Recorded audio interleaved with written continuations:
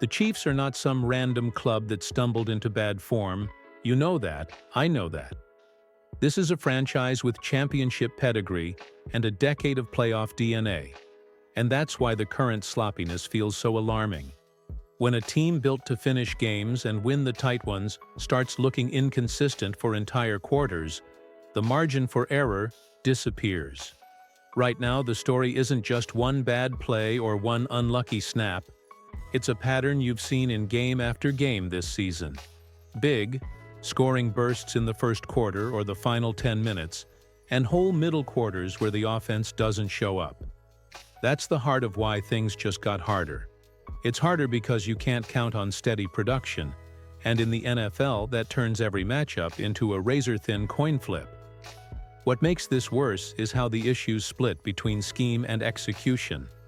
On tape, you'll spot route concepts that look odd, receivers failing to find the ball, and drops on critical downs, the sort of stuff that turns designed drives into 3-and-outs.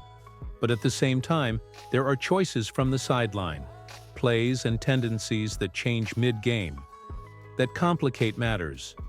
You'll remember how the Chiefs started with effective under-center runs with Kareem Hunt in the Dallas game and then pivoted away from it once the script was over.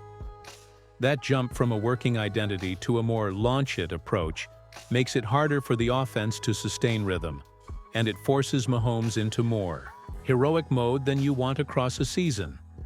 Add in conservative fourth-down choices at pivotal moments, punts on fourth and short drives when this team has shown it can convert, and you've got a confidence problem that feeds on itself. When the coaching posture flips between hyper-aggressive and suddenly risk-averse, players lose the predictable framework they need to execute. So the real problem is twofold. The Chiefs aren't consistently executing the fundamentals every quarter, and they aren't always sticking to the identity that produces steady results. That combination is why a Texans game that should be winnable feels like a trap, because Kansas City is no longer forcing opponents to play their game. Instead, KC is handing over momentum by failing to own the middle of games. Now tell me, which do you think is the bigger issue right now? Execution, play calling, or coaching decisions? Type execution, play calling, or coaching in the comments, and while you do that, hit subscribe to help push Total Chiefs News to 6,000 subscribers, and like the video if you want more breakdowns like this. Reply with C when you're ready, and I'll break down play calling versus execution. In Chapter 2. When a team loses, fans reach for the simplest explanation, and for the Chiefs this year that word has been play calling. But if you peel back the layers and look at what's actually happening snap to snap, the story is more complicated. The Chiefs aren't losing games solely because Andy Reid and the offensive staff are dialing up the wrong plays. A huge chunk of the struggle is rooted in execution, the basic football details that separate a stalled drive from a touchdown march. You've seen it yourself. Routes that don't complement each other, receivers drifting instead of coming back to the football, players ending up in the wrong spot, third down drops that wipe out good designs. These aren't schematic disasters. They're breakdowns in technique, trust, and timing. When that many small cracks show up across a game, it doesn't matter how smart the call sheet is because the pieces don't function as a whole. But at the same time, you can't let the coaching staff off the hook entirely. Some of the route trees this year have just looked strange. Too many slow-developing concepts, not enough rhythm throws, and at times an over-reliance on spacing that doesn't threaten defenses vertically or horizontally. And then there's the most frustrating theme from the transcript. Under-center success with Kareem Hunt or Isaiah Pacheco shows up early. The offense gains balance, the linebackers stay honest. And then Kansas City abandons it. You watched it against Dallas.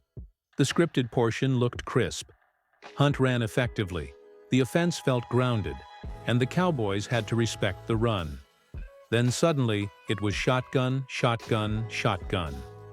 Even when the ground game was clearly working, the Chiefs pivoted back into a pass-heavy identity, before the defense forced them to. That's where play calling and execution blend into each other. When the design constantly shifts, players lose comfort and rhythm. And when players lose rhythm, the design stops producing results. Mahomes ends up pressing. Receivers get tight. The offense starts forcing contested throws instead of leaning on what worked earlier. And defenses, especially disciplined ones like Dallas, make you play left-handed once they realize the Chiefs aren't willing to stay committed to what's successful. So here's the real truth. The Chiefs don't have a single problem. They have a dual problem: scheme inconsistency and execution. Inconsistency are feeding off one another, creating the worst possible combination: unpredictability without productivity. And until both sides, coaches and players, settle into a stable identity, you'll keep seeing these two-quarter disappearances that make every game feel like a grind. But let me throw this to you, because every fan sees it a little differently. In your opinion, is this season more about players failing to execute or coaches failing to stay disciplined with the game plan? Vote right now with a simple yes or no. Is the real issue execution rather than play calling? And make sure you're subscribed so we can keep pushing towards 6,000. Plus, like the video so more Chiefs fans can jump in on this conversation. If there's one part of this season that has felt truly out of character for an Andy Reid-Patrick Mahomes team, it's the sudden inconsistency on fourth down.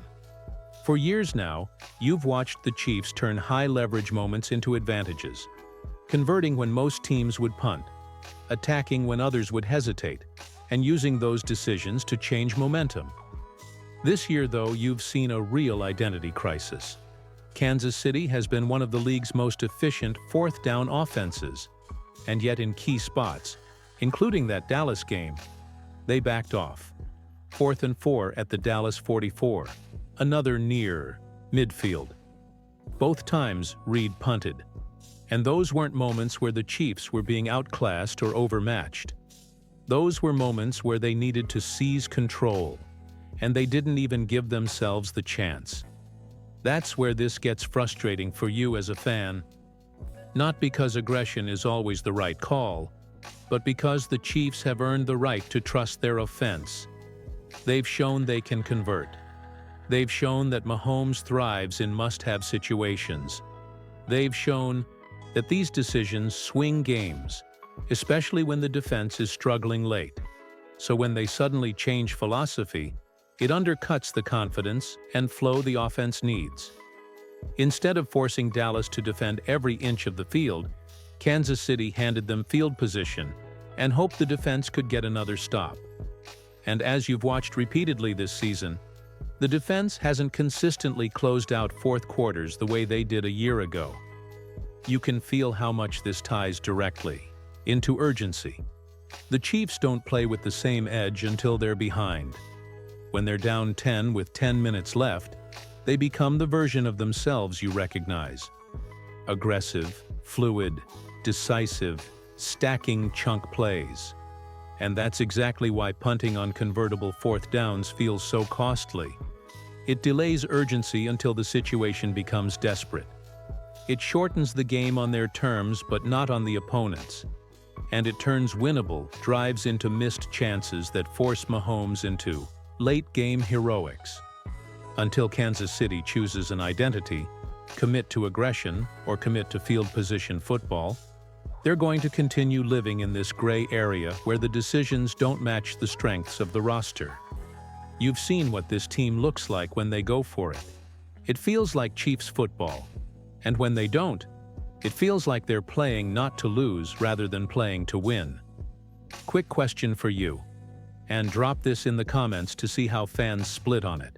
Should the Chiefs return to their ultra-aggressive fourth-down mindset, yes or no? And while you're at it, remember to subscribe to help Total Chiefs News reach 6,000, and hit like so the algorithm knows Chiefs fans are in the building. If there's one theme that keeps surfacing week after week, and it came through loudly in that Dallas game, it's that the Chiefs can put up a respectable point total, but how they get there is completely unsustainable. You watched them score 28 points. On paper, that sounds like the offense is functioning, but the truth is more concerning. Kansas City is producing in bursts instead of playing complete, consistent football.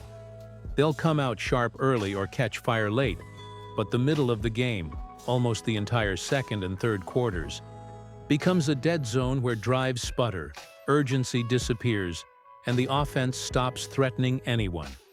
This is the part that should bother you most. It's not that the Chiefs can't move the ball. You've seen them do it. When they're in a must-score situation, down 10 with the game slipping away, they lock in. Mahomes operates faster. Receivers create separation. The offense plays with purpose instead of hesitation. Drives stack together instead of stalling in the middle of the field. So the ability is there. The problem is that it only shows up when Kansas City is pushed into desperation. And that's not a recipe you can survive on in the postseason. The transcript highlighted multiple stretch drives where the Chiefs had real opportunities, before halftime, right after halftime, and instead produced back-to-back 3-and-outs. That's the danger. Those are the moments where good teams separate from great ones. Dallas didn't have to do anything special. Kansas City just stopped executing. And when your offense ghosts entire quarters, you hand the opponent momentum, field position, and control of the game's pace. Against playoff-caliber teams, that's exactly how you lose winnable matchups. Because once you fall behind, every drive becomes pressure-packed, and constantly relying on fourth-quarter miracles eventually collapses under its own weight. So why is this happening? It's a blend of coaching rhythm and player execution. When the Chiefs abandon what's working, like their under-center run game, they lose balance, and the middle of the game becomes predictable. When they shift back into long developing routes and heavy shotgun usage, they lose tempo. And when receivers drift, en routes, fail to come back to the ball, or misread adjustments, Mahomes ends up forcing the offense forward by himself. That's where the drought starts. Those small breakdowns accumulate into an entire quarter, where the offense looks unrecognizable. The scary part is that teams are starting to count on this pattern. Opponents know that if they can weather Kansas City's early punch, they'll often get 2 free quarters of stalled offense before the Chiefs wake up again.